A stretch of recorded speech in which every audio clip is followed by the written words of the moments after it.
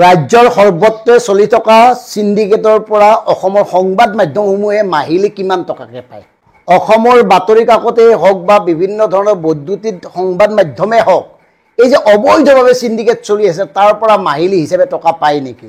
এই প্ৰশ্নটো এতিয়া সৰ্বত্ৰে উচ্চাৰিত হৈছে। চাৰিওফালে সিন্ডিকেটৰ বাবে দৈনন্দিন ব্যৱহৃত সামগ্ৰীৰ মূল্য বৃদ্ধি কি ধৰণে বৃদ্ধি হৈছে, তাৰ পিছতো কিয় কোনো এখন বাতৰি কাকত বা কোনো এটা বৈদ্যুতিন সংবাদ মাধ্যমত সিন্ডিকেট সম্পৰ্কে অনুসন্ধানমূলক বাতৰি নাই?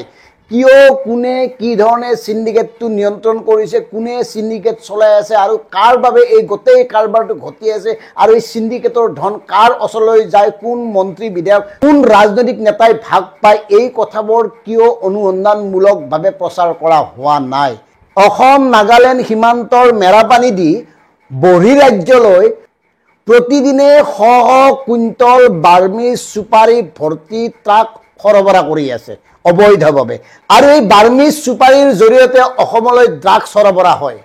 ড্ৰাগছৰ কথাটো বেলেগ, এই বাৰ্মিজ চুপাৰী সৰবৰাহ কৰা ট্ৰাকৰ মাজতেই মাৰণাস্ত্ৰ বিভিন্ন উগ্ৰপন্থী সংগঠনলৈ যায়। এই কথাবোৰ কিয় অনুসন্ধানমূলকভাৱে কোনেও আজিলৈকে প্ৰতিবেদন প্ৰস্তুত কৰা নাই? কিয়? মানে এনেকুৱা নেকি যে বিভিন্ন প্ৰান্তত চলি থকা সিন্ডিকেটৰ পৰা তেওঁলোকে পইচা পায়?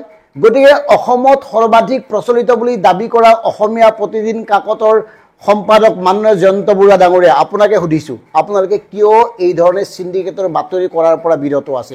সুদীৰ্ঘদিন কোনো কিয় প্ৰতিবেদন প্ৰস্তুত কৰা নাই নে আপোনালোকে নিয়মিতভাৱে কাৰোবাৰ পৰা কেনেবাকৈ কাৰোবাৰ জৰিয়তে সিন্ডিকেটৰ ধন পাই আছে?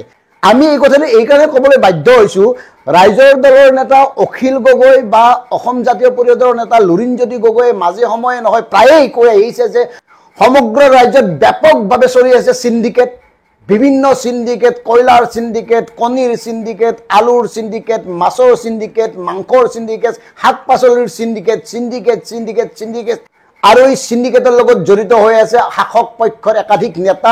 তাৰ পিছতো কিয় অনুসন্ধানমূলক বাতৰি প্ৰতিদিন কাকতত প্ৰকাশ হোৱা নাই? অকল প্ৰতিদিনেই নহয়, অসমৰ একাধিক জনপ্ৰিয় বুলি দাবী কৰা বাতৰি কাকত বা সংবাদ প্ৰতিষ্ঠানত এনেধৰণৰ বাতৰি আপুনি বিচাৰি নাপায়। কিয় নাপায়? এই কিয় নাপায় যদি আমি লাগি আছোঁ। মানে সিন্ডিকেটৰ মালটো পায় নেকি? এতিয়া চাওক, দুদিন আগতে অৰ্থাৎ 30 জুলাইত অখিল গগৈ ডাঙৰীয়াই খুব স্পষ্টভাৱে কৈছিল যে মেৰাপানী হৈ কেনেকৈ বহিৰাজ্যলৈ বাৰ্মিজ চুপাৰী সৰবৰাহ হয় আৰু বাৰ্মিজ চুপাৰীৰ জৰিয়তে সৰবৰাহ হোৱা ড্ৰাগছ আৰু মাৰণাস্ত্ৰই কিদৰে মানে ৰাষ্ট্ৰীয় নিৰাপত্তাৰ প্ৰতি ভাবুকি সৃষ্টি কৰি আহিছে। কিমানখন বাতৰি কাকতত প্ৰচাৰ হ'ল? এয়া বাতৰিটো চাওক, মাত্ৰ এখন কাকতত প্ৰচাৰ হৈছে, বাকী কাকতবোৰ কি হ'ল? গতিকে সেয়া আমি সুধিছোঁ আপোনালোকক, আপোনালোকে কিমান টকা পায়? যদি পায়, টকা পোৱাৰ বাবেই যদি সিন্ডিকেটৰ বাতৰি বন্ধ ক'বলগীয়া একো নাই, কাৰণ টকাৰ বাবে আপোনালোকে চব কৰিব পাৰে বুলি আমি কেতিয়াবাই বিশ্বাস কৰিছোঁ। আৰু দৰ্শকসকল মন কৰিব, কংগ্ৰেছৰ সময়ত সিন্ডিকেটৰ বাতৰিৰে প্ৰথম পৃষ্ঠা ভৰি আছিল আৰু কংগ্ৰেছৰ সময়ছোৱাত কোন কেইগৰাকী সেই সময়ৰ মন্ত্ৰী আৰু বৰ্তমান ভাৰতীয় জনতা পাৰ্টীত আছে যাৰ নাম সিন্ডিকেটৰ লগত অতঃপ্ৰোতভাৱে জড়িত বুলি উচ্চাৰিত হৈছিল, যাক সিন্ডিকেটৰ নায়ক বুলি কৈছিল, এতিয়া ভাৰতীয় জনতা পাৰ্টীয়ে চৰকাৰ গঠন কৰাৰ পিছত সিন্ডিকেটৰ বাতৰি গুম নাই, সিন্ডিকেটৰ বাতৰি নোহোৱা হৈ গ'ল। মানে অসমত সিন্ডিকেট নাই। মানে এনেকুৱাকৈ আমি ভাবিব পাৰোঁ, হয় সিন্ডিকেট বন্ধ হৈছে, নহ'লে সিন্ডিকেটৰ পৰা নিয়মীয়াকৈ ধন সংবাদ প্ৰতিষ্ঠানসমূহে লাভ কৰে।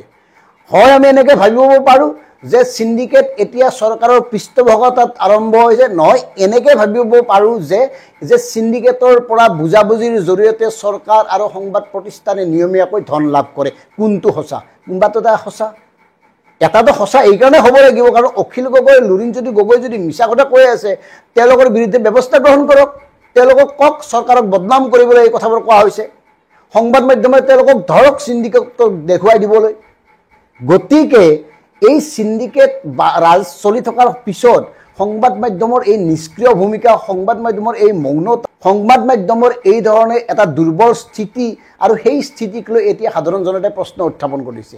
প্ৰশ্নটো এটাই যে সিন্ডিকেটটো চলি আছে, নহ'লে কণীৰ দাম দিনে দিনে বাঢ়ে, এবাৰ বাঢ়িলে নকমে, শাক পাচলিৰ দাম ইমান বাঢ়িছে, মাছ মাংসৰ দাম পাবলৈ নাই, আলুৰ এই অৱস্থা, মানে প্ৰতিনিয়ত প্ৰতিটো প্ৰয়োজনীয় সামগ্ৰী দুৰ্লভ হৈ পৰিছে। আৰু তাৰ পিছতো যোগান মন্ত্ৰীও মানে ব্যৰ্থতা স্বীকাৰ নকৰে, চৰকাৰেও ব্যৰ্থতা স্বীকাৰ নকৰে। যদি ব্যৰ্থতা স্বীকাৰেই নকৰে তেতিয়াহ'লে এই খেলিমেলিটো কৰিছে, কেৰমটো কৰিছে, ক'ৰবাততো হৈছে।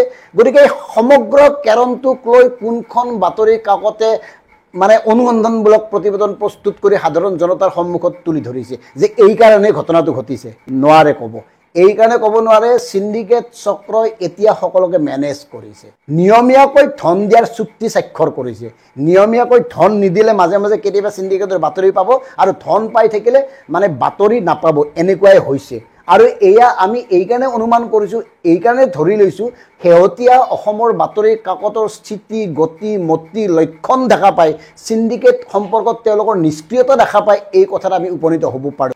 আৰু অসমৰ একাংশ সচেতন লোকসকলে আমাক জনোৱা মতে সীমাৱৰ্তী অঞ্চল, সীমান্তৱৰ্তী অঞ্চল, বিভিন্ন মফচলীয়া অঞ্চলত প্ৰতিদিনেই চিণ্ডিকেট চলি আছে।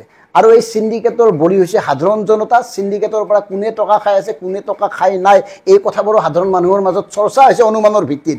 তেওঁলোকৰ হাতত প্ৰমাণ নাই কাৰণে ক'ব নোৱাৰে।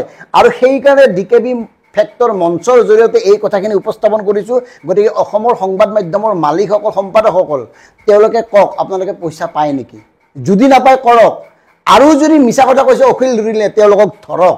আৰু সেইকাৰণে আমি সৰ্বাধিক প্ৰচলিত বাতৰি কাকত বুলি দাবী কৰি হোৱা অসমীয়া প্ৰতিদিন কাকতৰ মাননীয় সম্পাদক ডাঙৰক এই কথাটো স্পষ্টভাৱে সুধিছোঁ।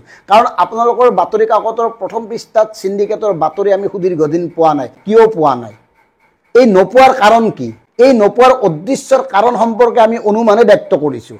আৰু এই অনুমানৰ সত্যতা, এই অনুমান কিমান মানে যুক্তিসংগত, এই অনুমানৰ ভিত্তি আছেনে নাই, এই গোটেই কথাবোৰ বিচাৰ কৰিব DKB ফেক্টৰ সচেতন দৰ্শকসকলে।